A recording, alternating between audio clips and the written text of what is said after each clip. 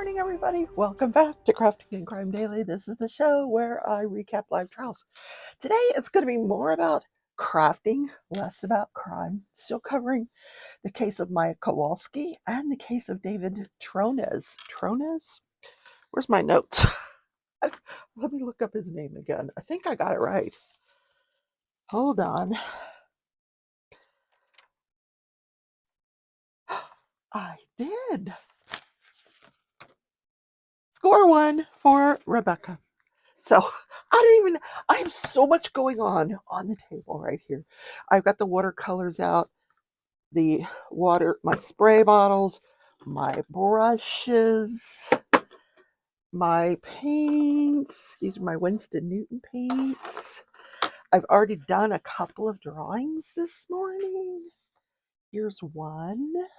Oh, I didn't like it at first. Kind of growing on me. So I've got to figure out what I want to do for Christmas cards this year. And this might be the trick. I'm not sure. If you get one in the mail and that's what it looks like, it's from me. Then I'm playing around with some marbling. Not so exciting. Unless you're doing it for a release paper. And you may have noticed it's cold outside. Like it's actually not that cold, but the wind, oh my God, like 50, 60 mile an hour winds. It's ridiculous.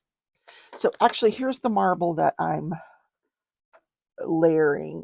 I'm letting it dry, and then I'm layering it one layer at a time. So that is ongoing. At this point, I've got blue and red and pink in here. At this point, I think I'm going to add some metallic into the marbling. So if you have any suggestions, something you'd like me to paint for Christmas, let me know. All right, so there was a little bit going on in the Kowalski case yesterday, and I'm going to apologize. I did not listen to any of the Tronis case after the opening statements. I'm going to catch up everybody this weekend. I'm going to spend this weekend watercolor painting, breathing, relaxing, and listening to trials so that I can recap them for you. But there were two really, really important witnesses in the Kowalski trial. Now, the Kowalski trial, this is the one where a lot of you are familiar with it because of the movie or the Netflix docuseries Take Care of Maya. Maya Kowalski has complex regional pain syndrome, and she was diagnosed with that in 2015. She has a younger brother, Kyle. Her dad, Jack. Now she and her brother Kyle live with her dad Jack. Her mom, Beata, committed suicide. But they are suing Johns Hopkins Children's Hospital for intentional infliction of emotional distress. This is a civil trial, not a criminal trial. And false imprisonment and fraud for their billing, because they were billing for complex regional pain syndrome when that's what they said she didn't have. You don't have that. You have Munchausen's by proxy. Well, your mom did. They were accusing the mother of the Munchausen's by proxy. Now, the witnesses that were on yesterday, oh my word. First of all, the one witness was a guardian ad litem. Where has she been? Did did did the Kowalskis even know about this woman? So what happens is in October of 2016, Maya has a flare up. They're in the Sarasota area, staying at a Ronald McDonald House so she could get her treatments from her doctor. Now I thought it was IVIG, but sometimes some days they're saying ketamine infusion, some days they're saying IVG. I don't know. She was getting treatments for her complex renal pain syndrome, and she was making really good progress.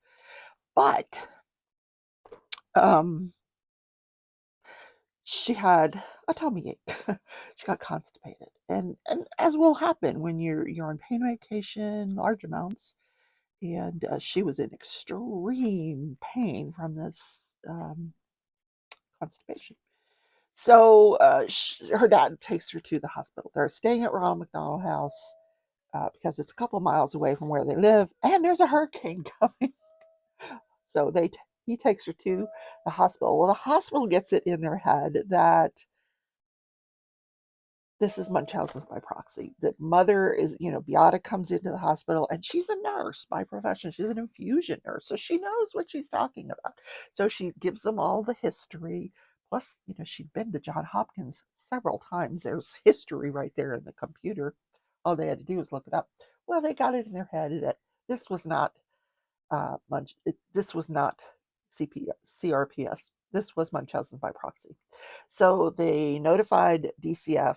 DCF has a physician named Sally Smith, who is the medical director for a child protective team. And she claims to be a child abuse expert, a child abuse pediatrician. She was on the stand, although not live. They showed her through, both of these witnesses were through deposition, video depositions. And I explained the other day why they do that. The reason they had Sally Smith by video deposition is because the defense does not want this woman on the stand. Not want they're trying to distance themselves. The hospital doesn't want anything to do with Sally Smith. Get her away from us. She didn't work for us. She doesn't represent us. But here's the rub. If you go into a hospital and you've got a lab coat on and and you walk into a room, it's presumed that you're a hospital employee. Yeah. And the hospital just has to deal with it. They need to be careful who's walking in those rooms. But they did. I mean, she was clearly an agent of the hospital. I mean, I, to my mind, she was. But that's the debate. Was she an agent in the hospital? Was she not an agent in the hospital? She waltzes into Maya's room, and they don't know who she is. She just, I don't even know if she identified who she was. In fact, I think it was Maya's testimony that she did not distinguish herself from the hospital, did not say who she was, what she was doing there. She does her evaluation and she comes up with this medical child abuse, Munchausen by proxy, and then goes to the court. They open a case. They have a shelter hearing, and she is removed from the parents, and the hospital's ordered to shelter her there. Now, there was a big blow up yesterday because one of the defense questions to, I think it was the guardian ad litem, he said, during the shelter hearing, didn't the Kowalskis consent to shelter? And whoa, everybody was out of their chairs. Sidebar, white noise. Finally, the judge sends the jury out, sends a witness into the hallway, and says to the attorneys, uh, well, the plaintiff attorney, you want a mistrial? I'm going to ask you again. You want a mistrial? And the defense attorney, he's apologizing all over himself. I'm sorry. It was inadvertent. I didn't mean to. Of course he meant to. And now that cat's out of the bag. So the judge and the plaintiff does not want a mistrial. He said, can I move for a mistrial and you reserve on ruling till later on? And the judge is like, no. Either you move for a mistrial and I grant it or deny it, or you don't move for a mistrial. So he says, here's what I'll do. Because the clients are not even in the courtroom. Maya, Jack, and Kyle took the day off. Probably because she doesn't want to sit and listen to the guardian item and definitely doesn't want to listen to Sally Smith. They're depositions. She's seen them all before. And I see that she's back on the stand this morning, Maya, and I did hear her say that her pain at the current moment is like 7 out of 10 because this trial is really affecting her. And he's like, well, you're not grimacing. And she's like, no, I've learned to deal with it. But yeah, I'm at about a 7 right now. So sad. So this is how it was left. The judge says, you talk to your clients, see what they want to do, let them know what happened. And if you don't want the mistrial, then do you want a curative instruction? Get back to me. Let me know. So they bring back in the witness. They said, let's just finish up with the witness. And the jury's told to disregard the last question, which right now they probably don't even remember what it was. But they all heard it, that the Kowalskis consented to the shelter. Um, I'd love to know what. I know there's way more to this story than they're letting on, way more, and I just love to have been in the thick of it because this is the kind of litigation I just loved. So the guardian ad litem takes a stand. She was appointed during that shelter hearing to be Maya's guardian ad litem. Guardian ad litems, they're appointed to, they represent the kids. It was her job to make sure everything was being done in the best interest of Maya. But this woman thought she had to go through Kathy Beatty, the social worker. So they played this phone call between mom and Maya where Kathy Beatty's on the phone. And we've heard this phone call several times now. You know, Beata says, "Hi, baby, how you doing? I love you." And they're conversing, the two of them. And how are you? How's your pain? And Kathy stops them. You can't talk about that. Well, what we didn't know is that the guardian ad litem was on the phone as well and never said anything. If Beata Kowalski wanted to talk to Maya or Maya wanted to talk to Beata, there were no restrictions on how often they could talk on the phone or whether they could talk in Polish or not. Because Beata, Maya's testimony is that she liked to talk to her mom in Polish so she could keep up the language that she was learning. And they had told her, no, you can't do that. Can't do that. Mm-mm. So, um, wow, just this case is just blowing my mind that there was this guardian ad litem there who was just capitulating to everything that Kathy Beatty wanted. She said, she was our liaison at the hospital, Kathy Beatty. So if there was going to be a phone call between the two of them, I had to arrange for Kathy Beatty. In fact, that particular phone call, she said that she tried to arrange for the next phone call. And how did that go? She had called Kathy to see if the family could talk on Thanksgiving. She was going to put that together so that Maya could talk to her family on Thanksgiving. Kathy says, "I'm not available. I'm no, it can't be done because I'm not available." But so that's why she didn't get to talk to her family on Thanksgiving because this woman wasn't available. Then there was another phone call where Kathy didn't like something the mother had said. Oh, the mother was praying. At the end of the phone, Kathy's like, "I gotta go. I have to go into a meeting." So the mom was saying a prayer. And when she got done, Kathy's like, "You just did that so you could extend the phone call. I told you I have to go." So the guardian ad litem was like, let's set up the next phone call. She's like, "No, I'm going to deal with this. There won't be any more phone calls." And there weren't. That was it. No more phone calls. Whatever Kathy said goes. She wasn't the guardian. What? Oh my God. Crazy. Yeah. So then they start showing, and it was really weird because clearly they've taken the deposition of Sally Smith at least 4 times that I could count. And they would just intersperse the footage they didn't show like, here's one, here's the other, here's the other.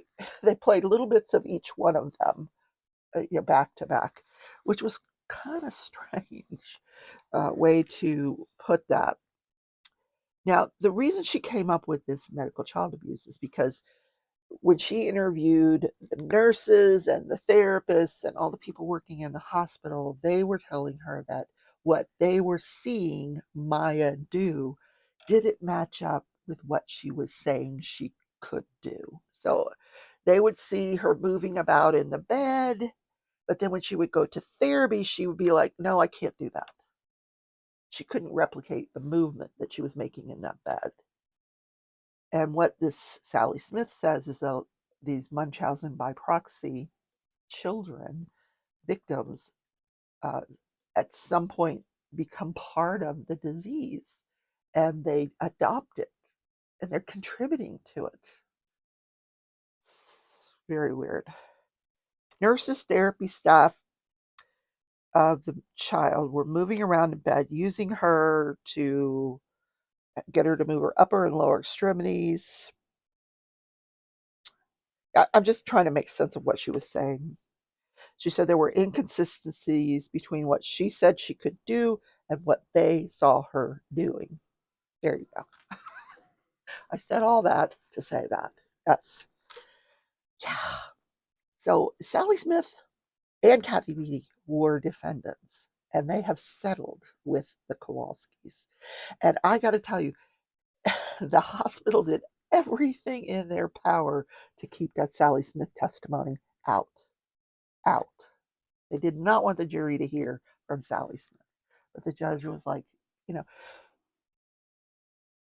because the hospital is trying to say this is not a medical malpractice claim.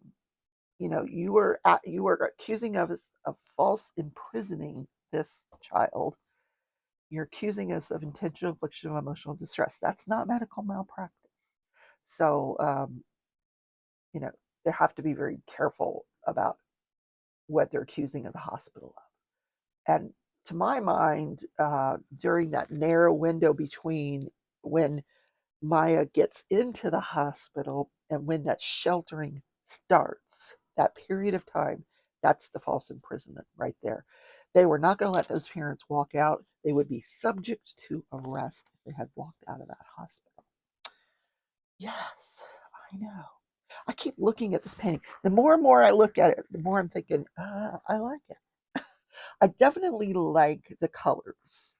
I kind of want to do it over again, but the problem with doing watercolor over, you can never duplicate what you've done before. I think the trees are kind of, yeah. Anyway, I'll play around with it this weekend. All right, guys. I know that's a minimum of what I could have brought you. I had a rough day yesterday. Things for my sister too. Things were just not going the way we thought they were going to go yesterday, and we were both in bad moods. And I can't say je blame us. It's just like that sometimes. And we didn't take it out on each other. We started to. We shut it down. Shut it down. We're learning. We're learning what triggers each other. Just go to your corners and watch TV. So all caught up on Big Brother. Yep, all caught up on that. Finished watching this Harlan Coben. I love this guy as a writer. So they had another series based on one of his books called The Stranger, and not necessarily a great series, but you just had to figure out how it ended. Like, how was all this related to each other? Like, yeah, it was just weird. But the ending tied it all up. So, good book. I wish I'd read the book first. I bet the book was great. I don't read enough, do I? I know I'm just chattering at this point. I could go ahead. Let's put the next layer of this in and see how that's going to work. Before I let you go, so you guys can see a little bit of the watercolor painting. I'll even do it. I don't want that one. I think I want this brush here. Let's make sure it's clean. I'm going to go in with the dark blue. This blue right here. And I just want to do some thin lines. The paper's dry at this point. And I'm just going to do some thin lines.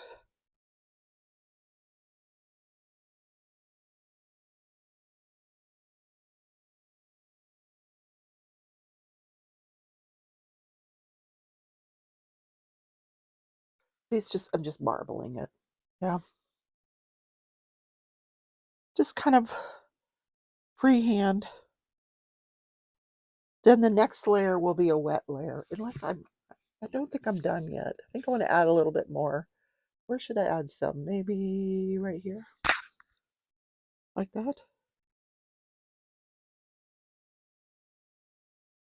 Yeah. How about over here? There we go.